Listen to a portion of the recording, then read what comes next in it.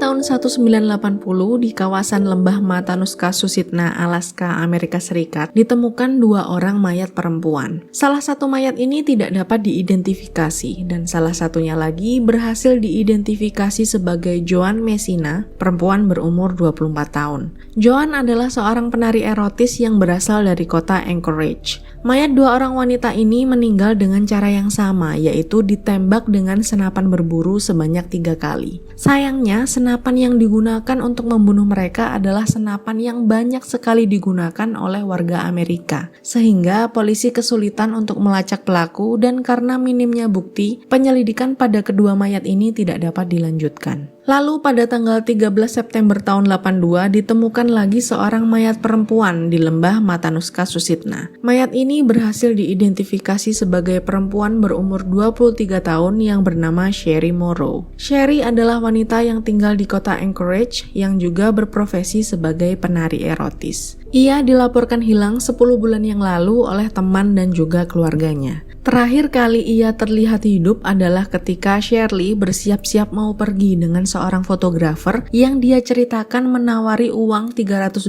untuk menjadikan dia model foto. Sherry juga meninggal karena ditembak 3 kali dengan senjata berburu dan diperkirakan meninggal sekitar 6 bulan sebelumnya. Anehnya, di baju yang ditemukan dipakai oleh Sherry tidak ada lubang bekas peluru, yang artinya wanita ini ditembak dengan keadaan telanjang, lalu dia dipakaikan baju setelah ia meninggal. Publik mulai bertanya-tanya apakah ini adalah ulah dari pembunuh berantai karena para perempuan ini memiliki profesi yang sama, dibunuh dengan cara yang sama dan mayatnya dibuang di jarak yang berdekatan. Namun polisi tidak bisa menjawab pertanyaan masyarakat karena polisi masih belum bisa menyimpulkan apa-apa. Dan ternyata sejak 2 tahun terakhir sudah banyak sekali laporan orang hilang yang belum terpecahkan di kota Anchorage. Orang yang dilaporkan hilang ini adalah perempuan berusia di bawah 30 tahun dan mereka semua kebanyakan berprofesi sebagai penari erotis atau pekerja seks komersial. Kasus-kasus orang hilang ini sayangnya anyep begitu saja tanpa ada perkembangan dan semakin lama semakin banyak laporan wanita hilang di kota Anchorage tanpa ada penjelasan yang logis. Sampai akhirnya pada tanggal 13 Juni tahun 83 polisi mulai mendapatkan titik terang. Seorang laki-laki sedang mengendarai mobilnya di jalan tol dan dia melihat ada seorang wanita yang berlari dari arah samping mengisyaratkan agar dia berhenti. Si laki-laki berhenti karena ia langsung mengerti jika wanita ini sedang dalam bahaya. Si wanita masuk ke mobil si pria, dia menunduk seperti sedang bersembunyi dari sesuatu dan meminta diantar ke penginapan terdekat. Sesampainya di penginapan, polisi dipanggil atas permintaan si wanita dan dia mulai menceritakan hal yang sangat mengerikan. Nama wanita ini adalah Cindy Paulson dan dia berusia 17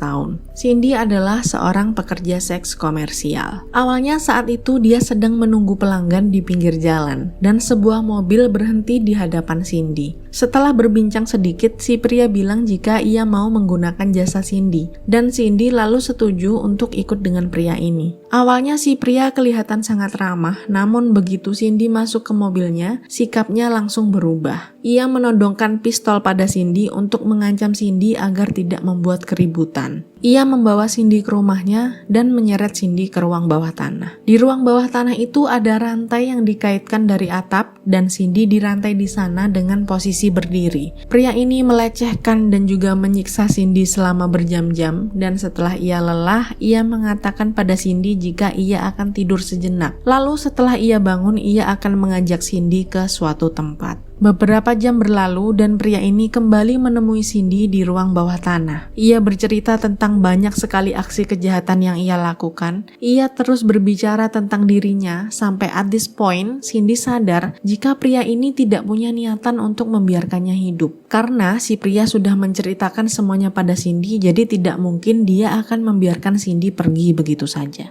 Seperti yang sudah dikatakan, si pria ingin mengajak Cindy ke suatu tempat. Ia menyeret Cindy kembali ke mobil dan mengendarai mobilnya menuju sebuah bandara kecil. Rupanya di bandara itu si pria mempunyai pesawat kecil yang siap membawa Cindy ke suatu tempat. Si pria menyuruh Cindy masuk ke dalam pesawat sembari ia menyiapkan barang-barang di dalam tas yang tidak Cindy ketahui apa isinya. Cindy terus berpikir jika ia harus kabur sekarang. karena jika pesawat ini sudah terbang, akan sangat sulit bagi Cindy untuk kabur. Ketika pria ini lengah saat sedang menyiapkan barang-barangnya, Cindy langsung turun dari pesawat dan ia berhasil kabur. Ia berlari dengan kencang menuju jalan raya terdekat, sampai akhirnya dia ditolong oleh pria yang mengemudi mobil tadi. Setelah polisi mendapatkan semua informasi, mereka langsung mendatangi rumah laki-laki ini. Laki-laki ini bernama Robert Hansen, dia berumur 44 tahun dan merupakan seorang pemilik toko bakery yang sangat sukses. Robert mempersilahkan polisi masuk dengan ramah, dan ketika polisi izin kepada dia untuk memeriksa isi rumahnya, dia mengizinkan. Aku nggak tahu apa yang polisi periksa di rumahnya, tetapi saat itu polisi mengatakan bahwa tidak ada yang mencurigakan. Bahkan polisi tidak menemukan rantai yang dikatakan Cindy ada di ruang bawah tanah.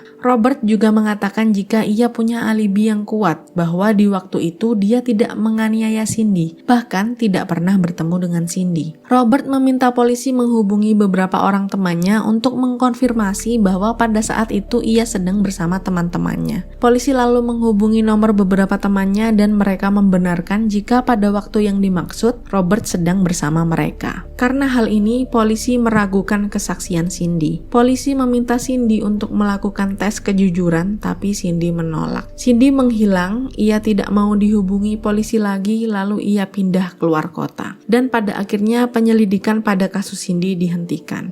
3 bulan setelahnya, beberapa orang yang sedang bekerja di sebuah konstruksi bangunan menemukan seorang mayat perempuan. Dan setelah diautopsi, mayat ini berhasil diidentifikasi sebagai Paula Golding yang berusia 17 tahun. Paula meninggal karena 3 buah luka tembakan yang lagi-lagi berasal dari senapan berburu. Ketika polisi menemukan bahwa peluru dalam tubuh Paula, Sherry, dan kedua mayat wanita lainnya sama, polisi langsung yakin jika ini semua adalah ulah dari pembunuh berantai. Akhirnya karena investigator buntu dan tidak menemukan bukti sama sekali, FBI turun tangan. Dan FBI berhasil membangun profil dari si pembunuh berantai ini. Ketika deskripsi dari si pembunuh diberikan kepada investigator, mereka kaget karena semua ciri-ciri mengarah pada Robert Hansen. Deskripsi ini menggambarkan si pembunuh sebagai seorang laki-laki berusia 40 tahun yang ramah dan mudah berbaur dengan masyarakat. Dia adalah laki-laki yang memiliki usaha yang sukses dan suka sekali berburu. Dan ini semua adalah ciri-ciri dari Robert Hansen. Kali ini polisi datang ke rumah Robert yang diduga tersangka dengan membawa surat penggeledahan resmi. Dan setelah digeledah dengan sangat detail, akhirnya ditemukan banyak sekali barang bukti. Ditemukan banyak perhiasan wanita yang merupakan milik korban, senjata yang cocok dengan yang digunakan menembak korban, dan peta berburu yang ditandai dengan 37 tanda. Beberapa tanda ini cocok dengan tempat ditemukannya mayat-mayat korban, dan setelah ditelusuri lebih lanjut, ternyata alibi dari teman Robert beberapa waktu yang lalu adalah bohong. Karena sudah terpojok, Robert akhirnya mengakui bahwa dialah yang membunuh wanita-wanita malang ini. Robert membuat kesepakatan pada polisi bahwa ia akan mengakui semuanya, berapa jumlah wanita yang ia bunuh dan di mana mereka dikubur. Namun dia meminta timbal balik, yaitu dia hanya mau didakwa membunuh 4 orang. Tim investigasi setuju karena at this point mereka ingin mayat semua korban ditemukan. Dan menurut kesaksian dari Robert Hansen, beginilah kronologi bagaimana dia membunuh para korbannya. Dia akan menjerat korban untuk masuk ke mobilnya, dan setelah korban masuk, ia memborgol mereka. Mereka diperkosa dan dianiaya di ruang bawah tanah selama berjam-jam, sebelum akhirnya mereka dibawa ke lembah Matanuska Susitna dengan menggunakan pesawat milik Robert. Dan di sana mereka akan menghadapi hal yang jauh lebih mengerikan. Baju mereka dilepas, mata mereka ditutup dengan kain, tangan mereka diikat, dan mereka dilepaskan begitu saja di hutan. Robert sendiri akan istirahat sejenak, membiarkan mereka berlari ketakutan dan berteriak di dalam hutan. Sebelum akhirnya ia akan mencari mereka seperti ia mencari hewan buruan. Terkadang Robert akan menyayat korbannya dengan pisau hingga darah mereka bercucuran. Dan jejak darah ini akan dia ikuti untuk menemukan korbannya. Lalu ketika akhirnya Robert menemukan korbannya, ia akan menakut-nakuti mereka dengan suaranya. Sampai akhirnya jika ia sudah puas mempermainkan korbannya, ia akan menembak mereka hingga mereka meninggal. Perlu diketahui jika lembah ini hanya bisa ditempuh dengan perahu atau pesawat kecil, sehingga jarang sekali ada orang yang pergi ke sana. Atas arahan dari Robert, investigator berhasil menemukan 17 orang mayat yang merupakan korban dari Robert di sekitar lembah Matanuska Susitna. Di peta milik Robert sendiri, sebenarnya ada 37 tanda yang diduga adalah jumlah keseluruhan korban. Namun Robert menyangkal hal itu dan mengatakan jika tanda pada peta itu bukan kuburan dari korban-korbannya. Pada tanggal 18